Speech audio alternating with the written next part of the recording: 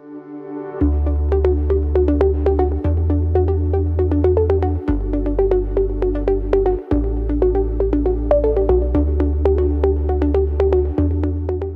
a couple little bits of business. I have my cell phone out, not because I'm expecting a call, but because it's a reminder to myself to turn my phone to silent. So if you would mind taking a moment to do that, we would appreciate that.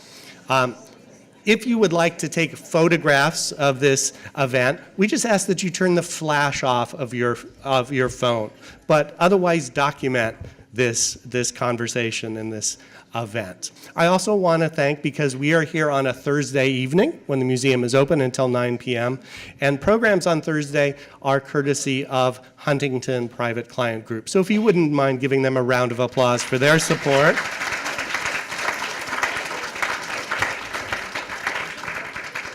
And of course, the support of the museum board and my colleagues and staff and everyone in the museum. If you're a member of the museum at whatever level, raise your hand. Wow, I think that's about 100%. So what a beautiful thing. Thank you all for your support. Again, welcome to the museum if you're a first-time visitor, but I know many of you have been here many, many times, and it's been my pleasure in the past, but it's no less of an honor to introduce the Toledo Museum of Art Director, Brian Kennedy.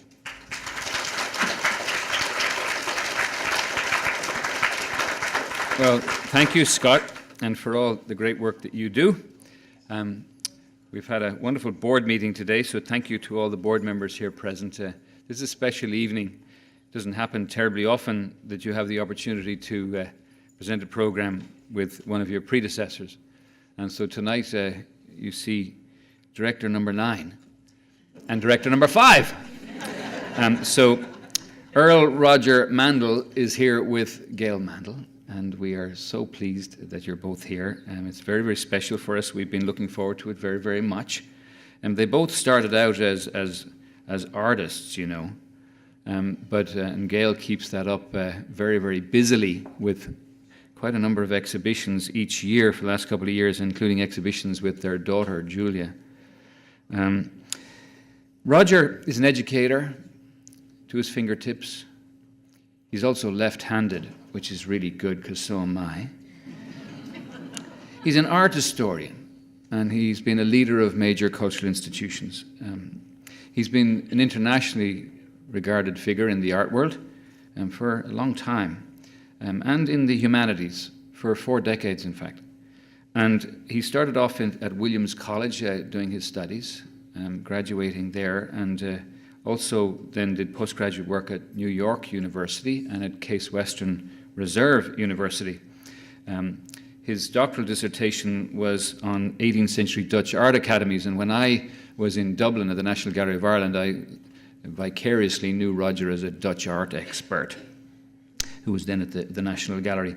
We started off at the Minneapolis Institute of Art as associate director after some internships.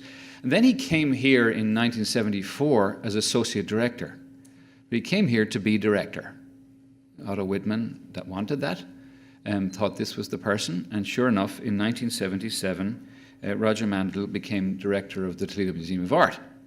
And he was director here until 1988, when he went to our extraordinary National Gallery of Art in Washington, D.C., as deputy director and as chief curator from 1988 to 1993. And then he and Gail went to Rhode Island. And he was, I believe, the longest 20th century serving president at 15 years of that extraordinary School of Art and Design in Rhode Island, which is an exposure to the talents of brilliant young people on a yearly basis that I think keeps one very young. Now, Roger's achievements are many, but his awards are many, and they're just far too long to go into. I think it's wonderful that he won the Ohio Governor's Award. He was on all sorts of committees. It just reminds me, looking at his whole CV, of things that he was involved in, from, you know, downtown plans to the 1% for the arts plan and so on that was going on in the 1980s, that there's really an extraordinary parallel between the period that they were rearing their children here and it was booming here in Toledo, really beginning to grow, the year of the Sofitel, to what's happening right now. It's kind of the last time that it was like that. He has been honoured by the government. He was appointed to the National Council for the Arts by both President Reagan and President Bush, and appointed by President Clinton to the Executive Committee of the Ambassadors for the Arts. As I said, you can just look up, just Google Roger Mandle, and you can look up the whole CV if you want. At this particular list that I had, I don't know exactly whether it's gone up anymore since then, but he already had 7 honorary degrees. So this is a very distinguished gentleman indeed. And I have been, in reading about the history of this museum, thrilled to really register with the values that all the directors have tried to pursue, but particularly given that Roger came here earlier in his career. It's a bit like, when I came to the National Gallery of Ireland and then I went to Australia. I was in my 30s there. And so it's kind of a way to learn on the job. There's a little bit of trial by fire about all of that. But looking at Roger and his career since, it's just been impeccable, and I'm thrilled to see. I needn't say how many years you're married, but long enough to make you feel very, very young. Okay, so it's thrilling to have you both here. And what I did to start with was to obviously have these slides rotating so you buy lots of things in the store. But aside from that, to invite Roger to just give us a brief overview, if that's possible, on what he did here and what he did subsequent to here, or anything else he'd like to present with a little bit of a presentation for us. So can you make Dr. Roger Mandle most welcome? Thank you.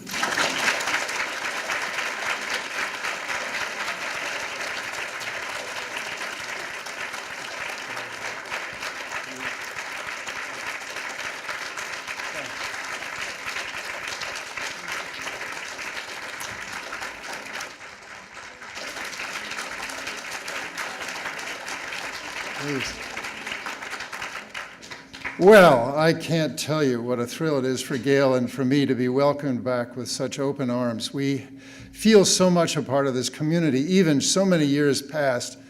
Coming back to the museum, I must say, has been an extraordinary experience, not just because of the wonderful works of art on the wall and the beautiful building and the neighborhood, but also because of the vitality of the programs and the people that are still associated with this institution. And I have to give enormous credit, having had the privilege of attending the board meeting, to the Board of Trustees who have kept the traditions and the values of this institution alive, and also to the extraordinary director you have now in Brian Kennedy.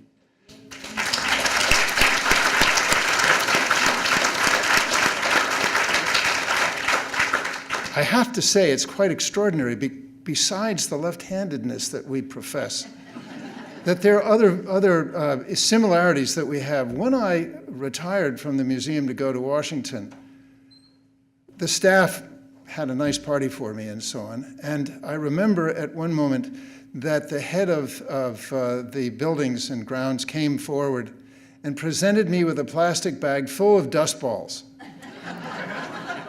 with something on it that said Dust Ball King. And last night, damned if Brian didn't say that he goes around and picks up paper and dust balls. I saw him actually do it as we were walking out of the Grove Place entrance. Brian picked up a sort of errant ballpoint pen that was on the ground, and I knew immediately that we had lots in common.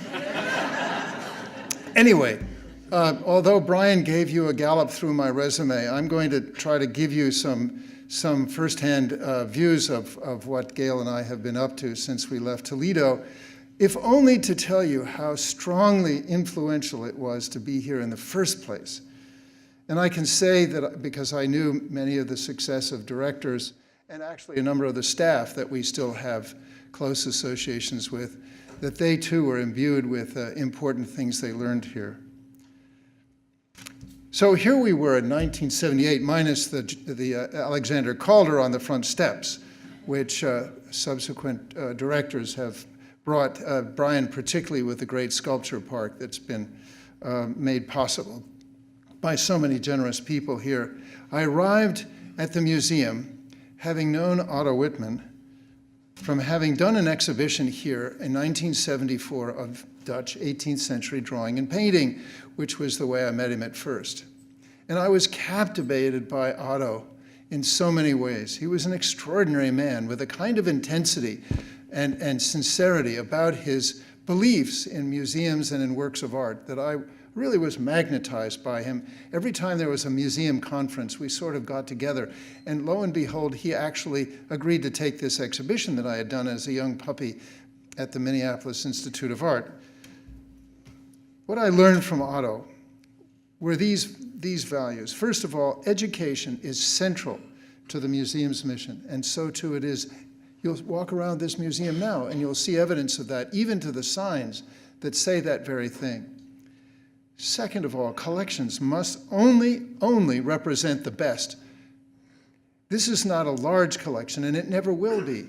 But Otto used to say every single example has to resonate with the qualities of a particular artist or period, and so it is still true today. Some of the new acquisitions that I've seen are absolutely superb of their kind, even of artists whose names you would not recognize at first.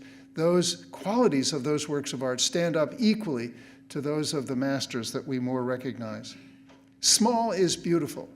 This will never be a giant museum. It has aspirations to be a Metropolitan or a Detroit, but it will signal through its scale that it will make very strong programs locally that will resonate globally. The attendance that you have far outweighs your prospects normally because of the quality of what you offer.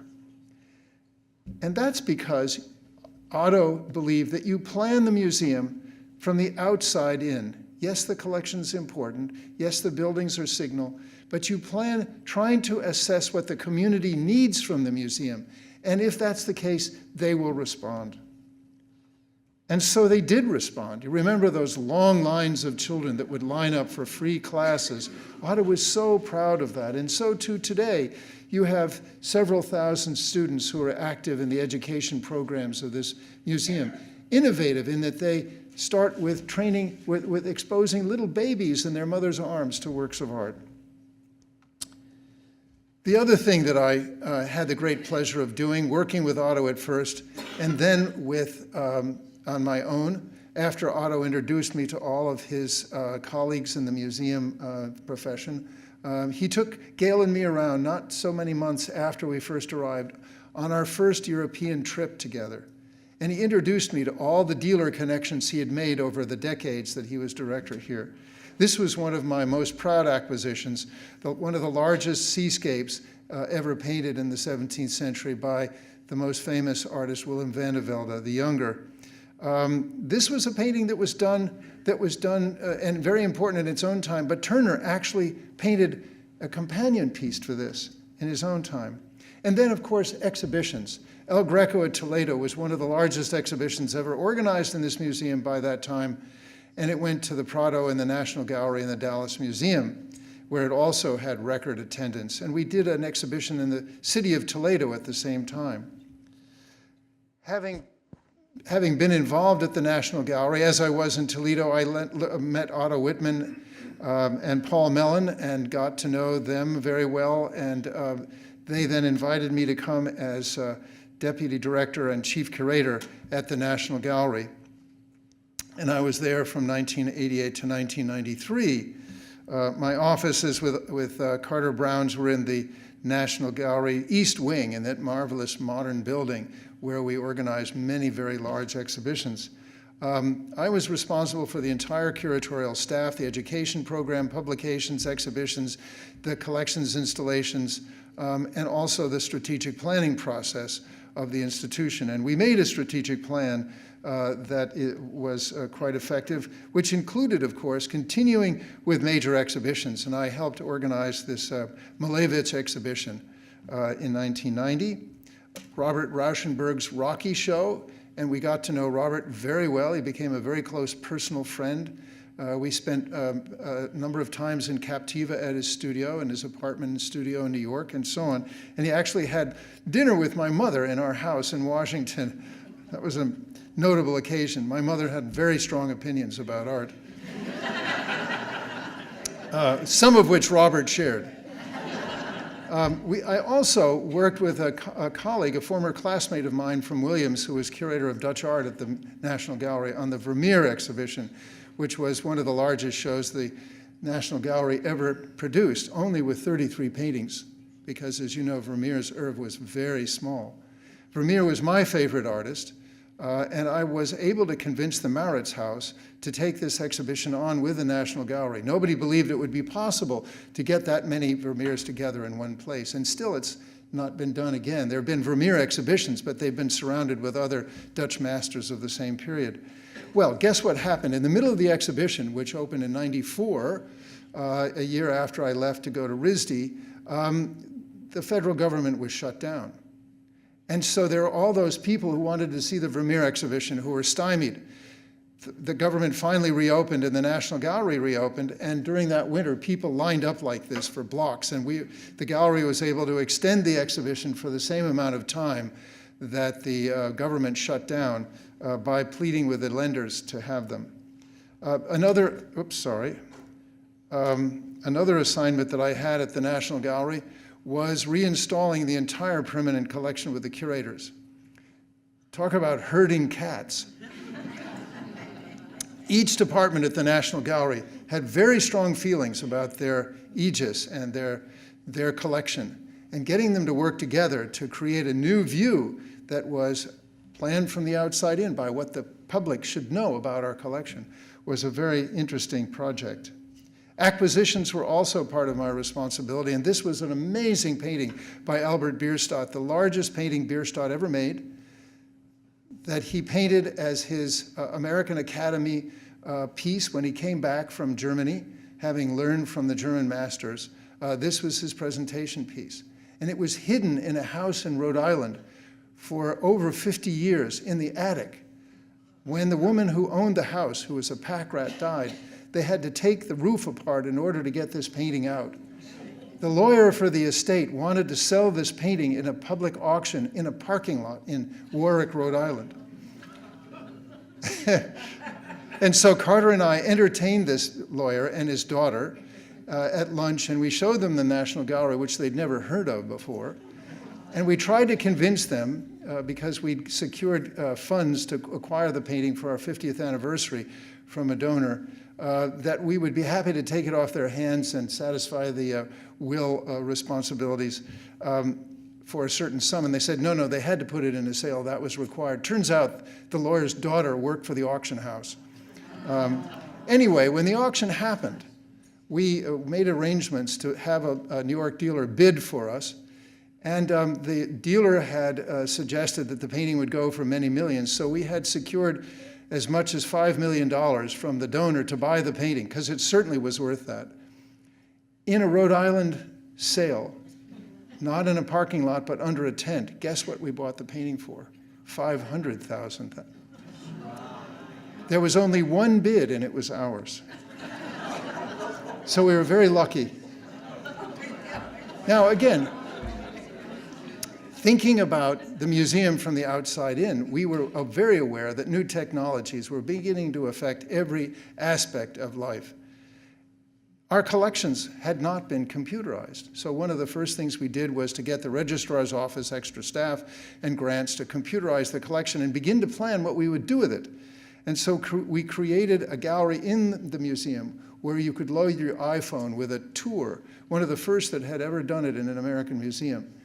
And now there are apps of the gallery, as there are of almost every gallery, that help you to learn about the museum's collection, even if you can never get there. And this is the app that the National Gallery prepared.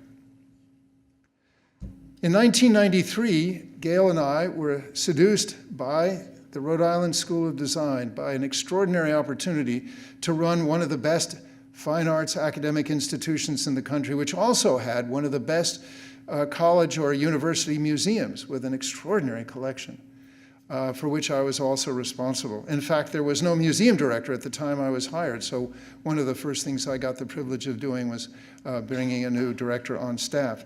This was the campus that I almost inherited, because when we were arriving, The mayor of the city, Mayor Buddy Cianci, perhaps you have heard of him and his famous marinara sauce that he sold in TV ads for Providence, put the money in his pocket, was in the process of redeveloping this riverfront, which had been covered over for decades with a highway. RISD got its own riverfront campus while we were there, and we landscaped this, and it created a wonderful connection with the downtown of Providence. And you can see here from our side of the river how we had begun to connect with the downtown. And that large building you see on the right became a very important target for our capital campaign. This was a 12-story bank building that was owned by Fleet Bank. And we had both the president of Fleet Bank and the president of Hospital Trust, who used to own the building, on our board. So we convinced them to give us the lobby of the bank, which became one of the most beautiful academic libraries in America. There are any number of ways to study in that library because we mapped how students should learn in a library so that they would use it. And above that, we were able to buy the rest of the building, and out of law offices and other businesses, we converted the whole rest of the building to student dorms. So it is now a living learning building, as we call it. This is a view of the RISD Museum, both the traditional courtyard on the right and also on the left, the new building that we had Rafael Maneo design for us that added exhibition space for student shows, dedicated to student shows. Many academic museums have difficulty because the curators want to control the galleries for their own purposes, and the students would like to have shows there. And so this has a 4,000 square foot gallery just for student exhibitions, above which there's a 6,000 square foot gallery for changing exhibitions of the museum. Museum is constantly under renovation, and it even is now. They've closed the entire wing, and in the top floor gallery there's an exhibition in which they've hung all the collections cheek by jowl as they were in the major gallery of the museum. It's a wonderful collection. Here's a view of RISD Studios. This is the place where all these talented students learn about how to use machinery, how to learn from new technologies, and how to win their way into the design and art professions as they graduate. Well, we were there for 15 glorious years. It was an extraordinary time because Gail is a painter, our daughter is an artist, our son is an architect, my parents were both artists, Gail's mother was a painter, so it was like coming home. It was like our DNA was exposed and we could sort of revel in a community that was very much like us. After I retired after a capital campaign at RISD, it was the first capital campaign the college had ever had, and we raised over 115 million, which was enormous for an art school, and added to the endowment so that it's still the largest endowment of any art school in the country. We went on to Qatar. I was invited to become the chief executive officer and the chief museums officer of the Qatar Museums Authority. Now, Qatar is very much in the news, and Brian, you might ask me a question about what it's like there now. We're very happy we're in Toledo. Things have changed there radically, but at the time we were invited to go there, and I was to head up this Smithsonian-like attempt to build as many as 12 museums in this small country. Has only 350,000 Qataris, natives, who live there. The rest of the population, some 2 million of them, are workers who are building these buildings and professional services and so on. I was asked to create this panoply of museums because the country was basking in high oil and gas prices. They have the third largest gas reserves in the world. And my boss was His Excellency Sheikh Hamad bin Khalifa Al Thani. He was the emir of the country, a man with great vision, I have to say. And his cultural vision for Qatar, as part of his mandate, was to perpetuate and amplify Bedouin traditions, because his father literally ordered all of the Bedouins who were living on the desert off the desert, gave them property in the major towns and cities, and said, you and your families will live together in these places, so you have access to medical attention, to good education, and guaranteed them income if they were to put their education to good service. Also to link Qatar's local history with Islamic roots. But his phrase that he used often was, we want to modernize, not westernize. And by that he meant, as opposed to Dubai or Abu Dhabi or even parts of Saudi Arabia, he didn't want to look like every American city. He would like it, or every European city. He wanted it to have the character of local life. But he also wanted to build a global reputation for his country, particularly for the quality of its culture and its museums.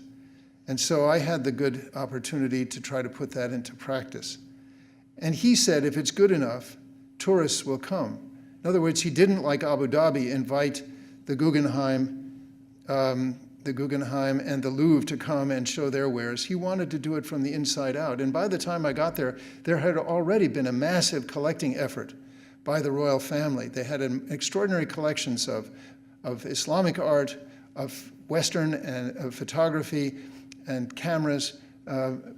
They had Orientalist art, that is to say, Western artists making works of art about the Orientalist traditions, contemporary art, both by Arabs and by others.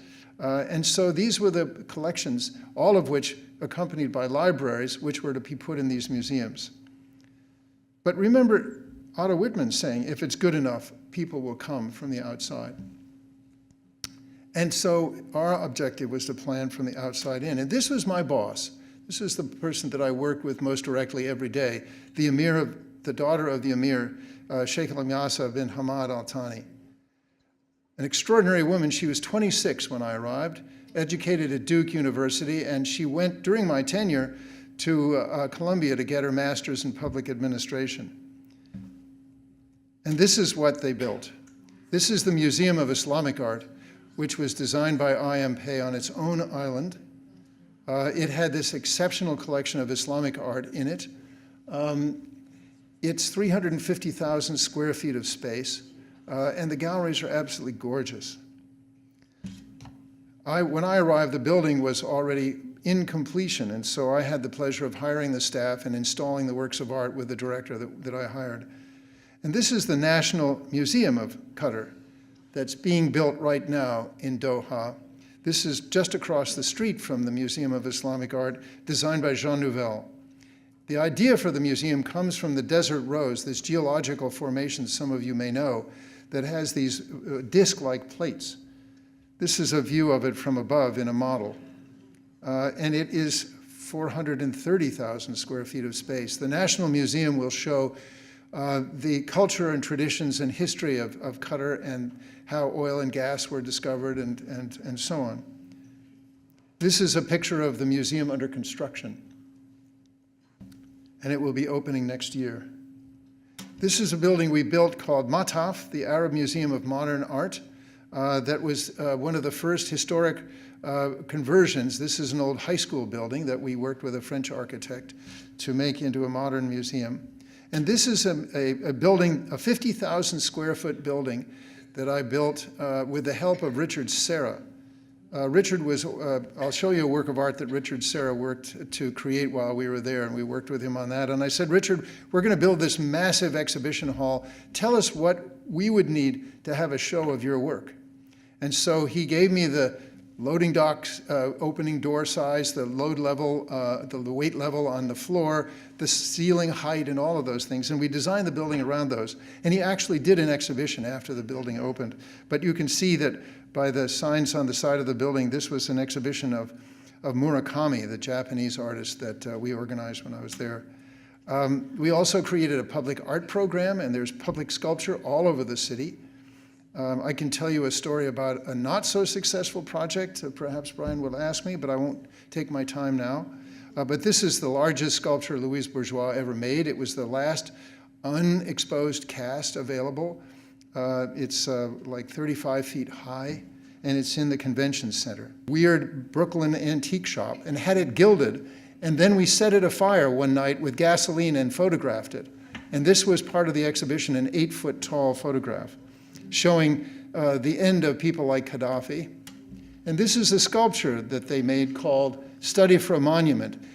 Each one of those chairs we burned, and then they tied them together at the end of a teeter-totter.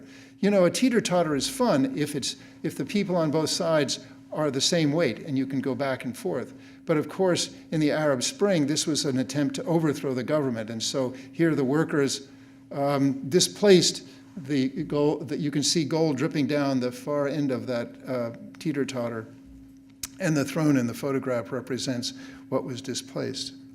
And this is a painting that was in that exhibition as well, that Gail painted in the studio we had in our house, called Stacking the Odds. When we came back from Qatar, I opened my first business, a consulting business, and I did consulting work with the boards of trustees for the Newark Museum, for the Pacific Northwest College of Art, extending my experience to offer what I thought I knew to others. I've also opened a business doing online art and design education and worked with the Phillips Auction House with some colleagues in the field. But the most exciting project that we're working on now, Gail and I, we've started a board of trustees. We filed for 501c3, an organization called the Massachusetts Design, Art, and Technology Institute. And it is a museum, and this is the building we hope we'll get for it, by the way. It looks very museum-like, but it happens to be the New Bedford, Massachusetts post office. We live very close to New Bedford. This building will be perfect, because behind those windows where you put your letters through, there's this huge sorting room that will be a 6,000 square foot exhibition gallery for the kinds of shows we want to do. What would this museum do? It would show the impact of art and design on technology, and the impact of technology on art and design in the 21st century through changing exhibitions. It would be a Kunsthalle. We'd have a series of changing shows, education programs, film series, and so on. It would establish a very strong global connection for this city, which used to be, during the time when the whaling industry was prominent and when places like Berkshire Hathaway were producing textiles, it was the center of the universe, perhaps, in New England. We'd like to start regenerating that by linking it not only with the exhibitions to other institutions, but through the internet. We hope to have as prominent a connection on the internet as we have exhibitions in the museum, and would invest thusly. So education and outreach, once again, are critically important to us. And here again, we're planning, as Otto preached for us, from the outside in. This is where we live, just to give you an idea of where we live in South Dartmouth, Massachusetts. This was a photograph taken just a few days ago when our chestnut trees were in full blossom. So I've spent my life basically teaching what I've learned. Quality first in everything. Education is central to the mission. I remember even now the sign that's over this museum imbued by Edward Drummond Libby when he built the building, for all those who seek self-improvement. I've never forgotten it. Small is beautiful. It can be a laboratory for the best. Connect the local with the global. Plan the museum from the outside in. And finally, I think the greatest idea I've come to realize is that museums are more than buildings. They're more than works of art. They're more than staff or exhibitions. Museums are ideas. And now in the 21st century, with the kind of technological reach we have, they can be anywhere. TMA, the internal source of my museum values. Thanks to Otto and those who succeeded him. Thanks to our friends in Toledo, who we still are in connection with from time to time. In my heart, I've never left.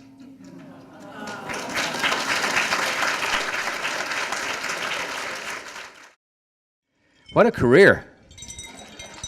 Yeah.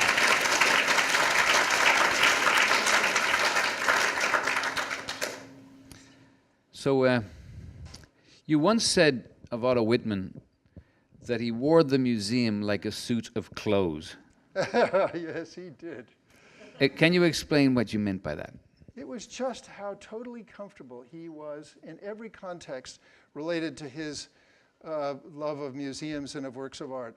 From being inside this museum to representing it at a Rotary Club meeting. I remember going with Otto to the Rotary Club meetings and then becoming a member myself. I remember how he would welcome Jim Benscoter, who was the local insect killer. He had an extraordinary business, and he was just another citizen who could be someone to enjoy the museum for Otto. Or when we went to these dealers in Europe, how he was able to connect with them. And I also remember how when he looked at a work of art, he would devour it with his eyes. He would just absorb himself with that work of art.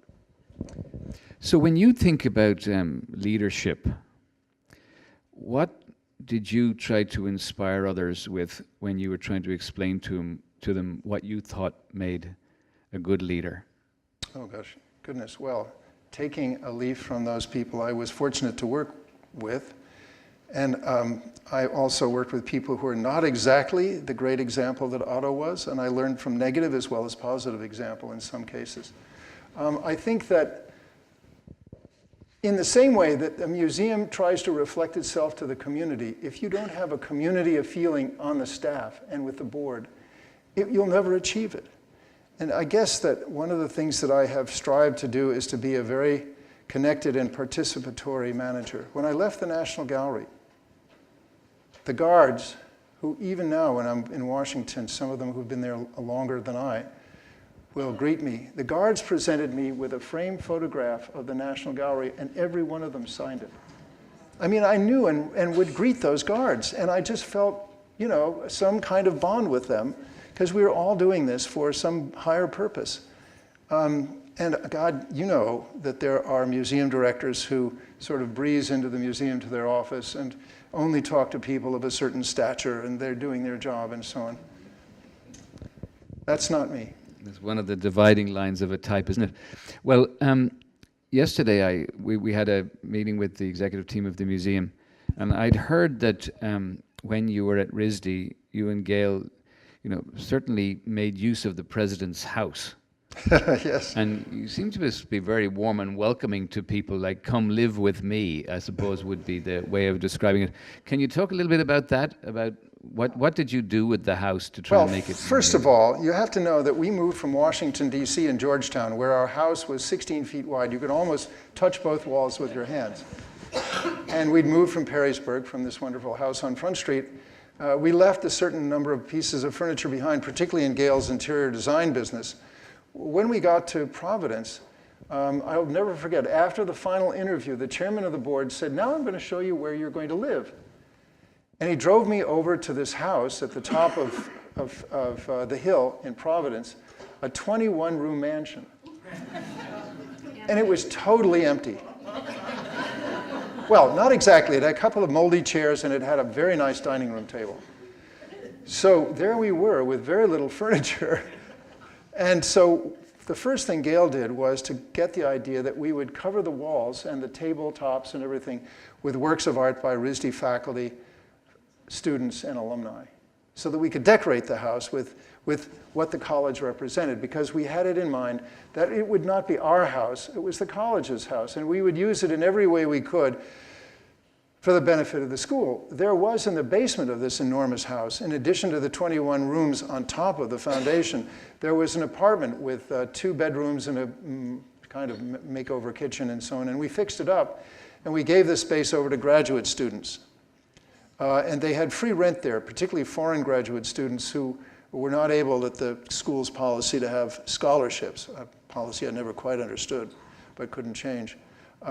So we gave them free room and board there. And we had breakfasts with students. We had trustees stay with us overnight for trustees meetings. I'm sorry, not putting ideas in your mind. But all your trustees pretty much are in this area. But we'd have alumni receptions. It was constantly in use. In fact, one of the reasons we bought that house in South Dartmouth that you see in '97 was that we felt captured by the job. That is to say, living in that house with people coming and going all the time, we were sort of constantly at service. And so this would be a place we could go for the weekend to get away, or during summer vacation we could go and have a quiet place. And I actually commuted to Providence, to RISD, from that house during the summer. But it was an extraordinarily active time at the college. We launched, as I said before, the first capital campaign, so we're constantly entertaining for that as well. There's one work here that everybody sees because they walk in the door, and right down the end of the corridor is the wonderful Matisse. Yes. You just happened to, as an aside, say yesterday that was a rather difficult acquisition. Could you explain that? That was an interesting test. I found the Matisse through a friend of mine who worked for Ernst Speiler, who was a great Swiss dealer, who suggested that there was this Matisse mural on view in a museum in Nice. Not in Nice, in Saint-Paul-de-Vence, sorry. And we went to see the mural, fell in love with it. We were in the process of doing this project and thought that would be a perfect location for it, and welcoming people. It's the figure of Apollo, and one of the attributes was as the patron of the arts and the gods, realm of the gods. So it worked out that way as well. It turns out that the mural was stopped after we agreed to purchase it. We negotiated with the dealer. It was on view in the museum, but it was actually for sale from the Matisse family. We negotiated the price from the dealer, and then we applied for an export license to get it out of France. And they denied the export license, saying that it was a national treasure and couldn't leave. So we hired a very big law firm in Paris, and for 2 years we wrestled with the French government to get it out. The law firm found out that the work of art had actually been sold and left the country decades before, and there was still documentation of the fact that there was an export license. So they presented that to the French government, and it blew up their argument. And I'll never forget, we went to Paris. We were invited to Paris by the then director of the Pompidou, who just invited us to this meeting. No message about what it was about, but I had this suspicion. So we went there, and he invited us into his office, and he said, "The mural is yours," just like that. And it was sort of like, you know, all right, you've won. And we then were able to have it. But it was quite a wrestling match. Well, aren't we happy about that? Yes. And not only that, last Sunday we had the 31st gathering of the Georgia Wells Apollo Society, as it now is. But the Apollo Society came out of the Apollo as well during your time. It did. I had already, because of the El Greco exhibition, gotten to know the National Gallery pretty well, and learned about their Collectors Council. They have this organization there. And I thought, wouldn't it be interesting to try to do that here in Toledo, and talk to Georgia? And she said, let's do it. And so we did. And she's the reason it's been so successful.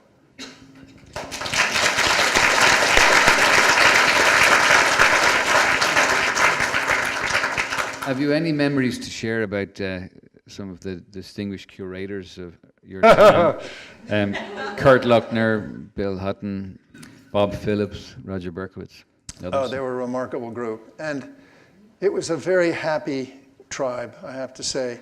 Our curatorial meetings were always filled with very earnest appeals for projects that each of them had that they would like to see done. And yet they were always full with laughter and goodwill. And they were always very supportive and protective of each other's families as well. We got to know each other like a family here, I have to say. And yeah, we're still in touch with the children of some of the curators, the wives of some of the others. They were a very warm and wonderful group. Kurt Luckner, the curator of ancient art, was one of the most rapacious hunters for works of art. I remember, we had dealers who would arrive in station wagons and throw the back of the station wagon open, and there in the station wagon would be these things. And I would always ask Kurt, is it hot?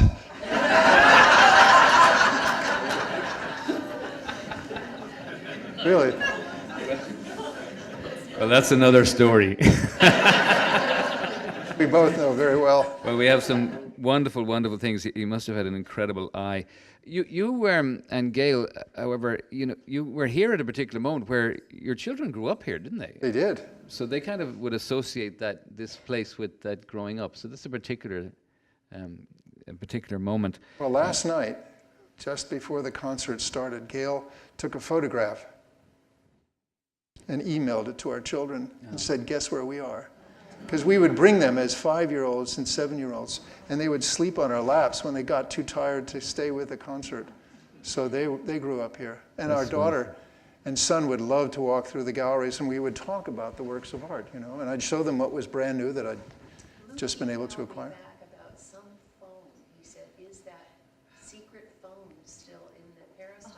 What is that? Is there a phone? Oh, Luke, yeah, Luke emailed back about is there a secret phone in the peristyle? Well, I'm sure if somebody knows where it is, but it's a secret phone. So. I think it was a phone.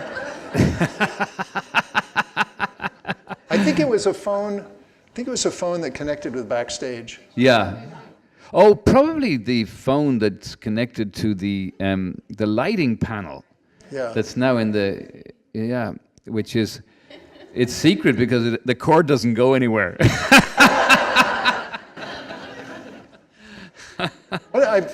If I could just interrupt, one of the things that I remember about Otto I told you last night, Otto was such a stickler for detail in everything, as you know.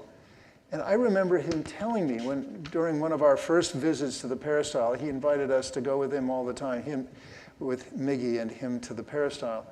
He said that he planned that the paper out of which the programs were printed would not make a noise. And so he tested the paper and would drop the paper in the peristyle to see if it made too much of a noise. Because he was damned if somebody was going to interrupt a concert for any reason.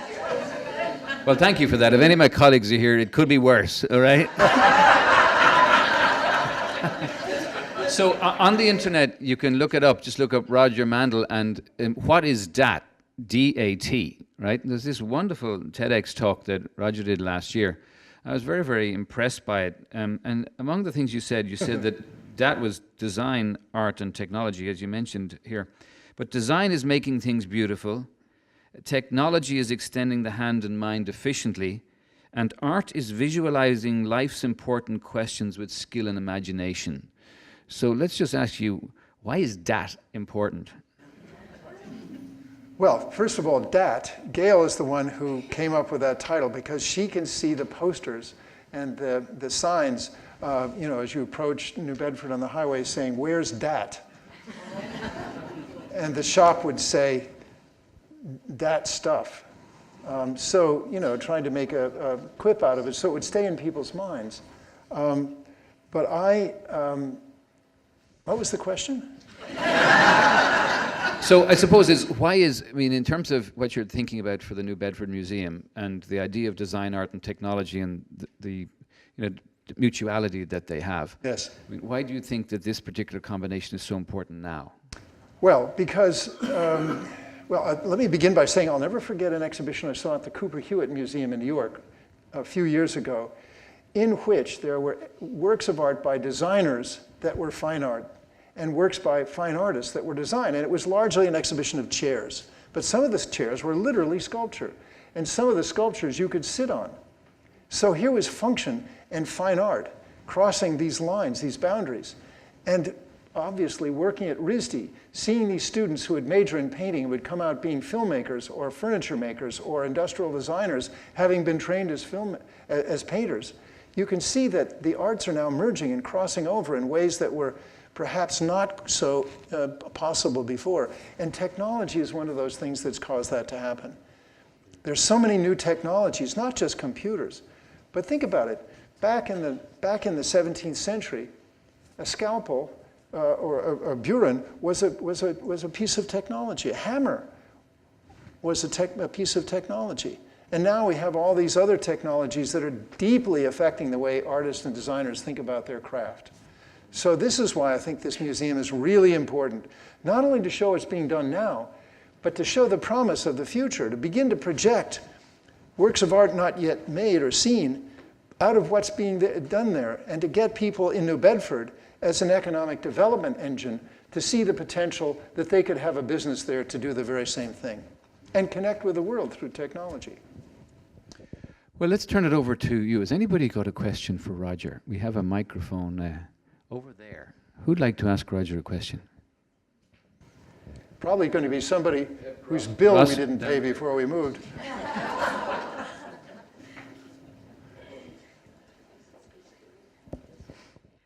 I was just wondering if you could tell us maybe some of the questions that you ask or have asked when you're interviewing people for leadership positions. What are some of the things that you find to be the most important to ask? Oh my goodness. Well, obviously, it's really important to try to learn about their ideas and to suss them out in ways that come out of the conversation.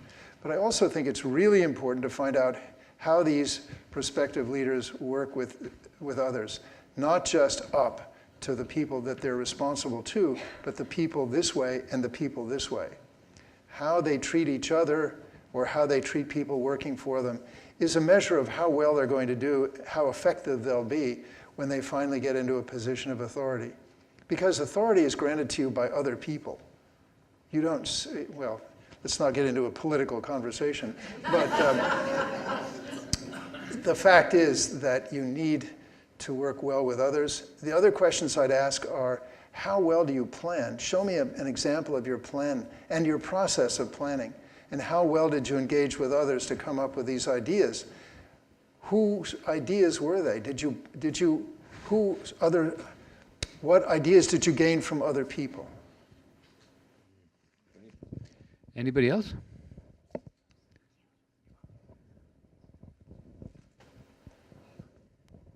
Thank you so much for being here. We'd love to see you. It seems to me what you're saying is then it's almost like the modern age of Da Vinci, that we're finally crossing over and we're implementing art in all the possibilities that man should become, and now the computer or technology has done that. Absolutely, absolutely. We cannot even project, as those people who lived during the first days of the book being printed, what influence new technologies are going to have on global society. If we can live in peace and sustain ourselves and not turn those technologies to terrible purposes, there's no limit to what we can do. Think what's happened in medicine. Think what's happened in art. Think what's happened in travel, communications, all those areas. But all of this is just the beginning. There are things that our great-grandchildren will tell us that they're excited about that we can't even think about today. And I think that it's important that the arts and design be represented in that in ways that will help showcase the potential of the future. Okay, one more here. When I first came to the country, about the end of the 70s, you were the first director for the museum. I was always very impressed with the museum being free. And I just was wondering, in your experience in Qatar, and also if you really feel this is a very important part of a museum. I do. Because I see it as essential to... It is. Great art should belong to the people, in the broadest sense of the word. And there should be no barriers or restrictions on people coming to see them.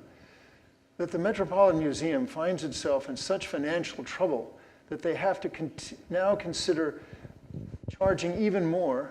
Of course, they're going to have the people of New York City be able to get in free, which will be a remarkable thing if they ever pull that off, is maybe a good first step in that regard.